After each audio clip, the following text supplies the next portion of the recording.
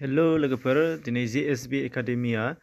बर' थुनलाइ सान 16 नभेम्बर दा बेखौ सोमोन्दो खालामनानै गावसिनि फरायसालियाव इन्जुर लाइसि बेखेवनाय जादों आरो बे इन्जुर लाइसिनि मुङानो बिथांमोनना जादों थुलुंगा इन्जुर लाइसि आरो बे थुलुंगा इन्जुर लाइसिया बिथांमोनना 80 एडिशन एबा 80 दिहुनथायाव नुजाफैबाय दा बे देग्लाय बिथांमोननि बे 80 दिहुनथाय आरो बेखौ नोंथांमोननो लोगोसे दिन्थिनाय जादों बेयो जोबोद समायना नोंथांमोना नायनानै नुनो मोननाय जागोन उन्दै गथ'साफोरनि नार्सारिनिफ्रायनो क्लास 10 सिम जायफ्रा मोजां आर्टिकेल लिरदों बेखौ सिलेक्शन खालामनाय जादों आरो एवार्डबो होनाय जादों एबा प्राइजबो होनाय जादों जायफ्रा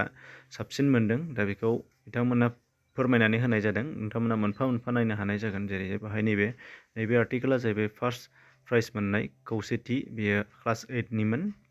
बेनिफ्राय दङ नोंथांमोना नुनो मोननाय जागोन नैबेयाव मोनसेबाव नैबेहाय दङ आर्टिकेल मोदै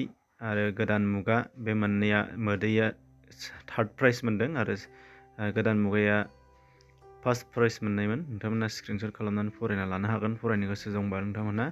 नैबेनि लिरगिरि आइरिसआ क्लास 10 नि मोननैबो क्लास 10 नि दहायनो फार्स्ट नाममोन क्लास 8 मोन नैबे सावगारिया जाहैबाय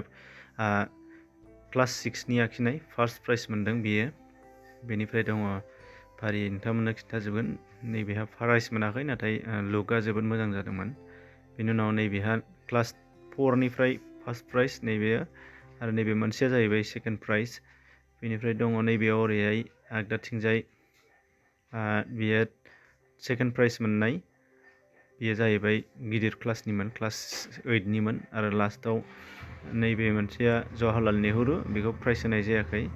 नाथाय प्राइज मोननाय मोनसे दंबावोमोन दा बेखौ नोंथांमोना दिन्थिस्लाबनो हानाय जायाखिसै